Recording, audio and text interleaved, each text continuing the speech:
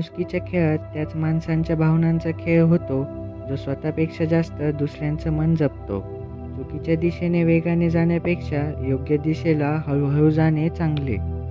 जगात फक्त एकच पर्याय कधीच नसतो, म्हणून कधीच हार न मानता प्रयत्न करत राहा. चुकीचं वागलं तरच शिक्षा मिळते असं काही नाही. कधी कधी गरजेपेक्षा चांगलं वागलं की त्याची पण चांगलीच किंमत मोजावी लागते. किती कष्ट घ्यावे लागतात यशाचं शिखर गाठण्यासाठी. क्षणभर गर्व कारणीभूत ठरतो वरून खाली पडण्यासाठी. आपल्याला एकटं पाडायला सुद्धा तीच लोक कारणीभूत असतात ज्यांना आपण कुणाचा विचार न करता जीव लावलेला असतो.